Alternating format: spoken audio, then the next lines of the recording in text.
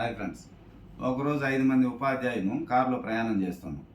అందులో ఒక ఉపాధ్యాయుడు పొట్లం కట్టిన కాగితాన్ని ఇప్పి అందరికి కుంకుమ ఇచ్చి పెట్టుకోండి సార్, పెట్టుకోండి మేడం అన్నాడు. అందరూ పెట్టుకున్నారు. నా దగ్గరికి ఇచ్చినాడు. నాకు వద్దు సార్ అన్న.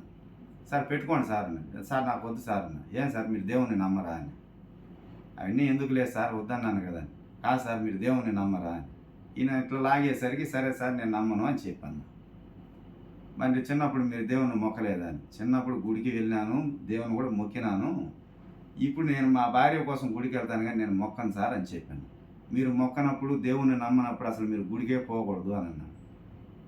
సరే అని చెప్పి నేను అన్నా, సరే సార్ మా అమ్మ నాన్ వెజ్ తిందు, మా నాన్న కోసం నాన్ వెజ్ వండి పెడుతుంది అన్న. ఆయనకి అర్థం కాల. అదే మాట అన్నాడు. నాకు అర్థం కాలేదు సార్ మీరు చెప్పేది. సరే మీకు అర్థమయ్యే విధంగా చెప్తా సార్. మీకు ఏ జంతువు అంటే ఇష్టము అన్నా. ఆవు అన్నాడు.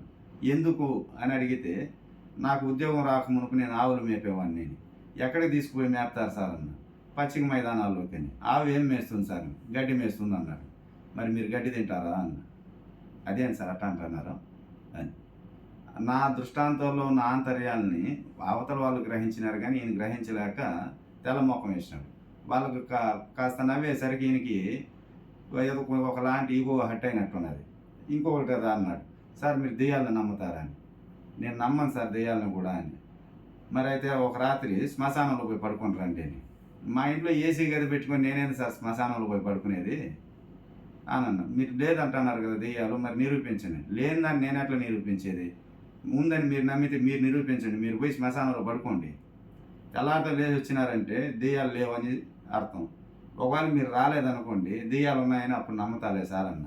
అంటే నన్ను సావమంటారని. సావమని కాదు సార్, అయినా మీకు ఎక్కడి నుంచి వచ్చింది హక్కు? నన్ను గుడికి పోవద్దనే హక్కు మీకు లేదు, శ్మశానానికి పో అనే హక్కు మీకు లేదు సార్. నా ఇష్ట ప్రకారం నేను బతుకుతాను. ఇవన్నీ ఎందుకు వదిలేయండి. Okay friends, thank you so much.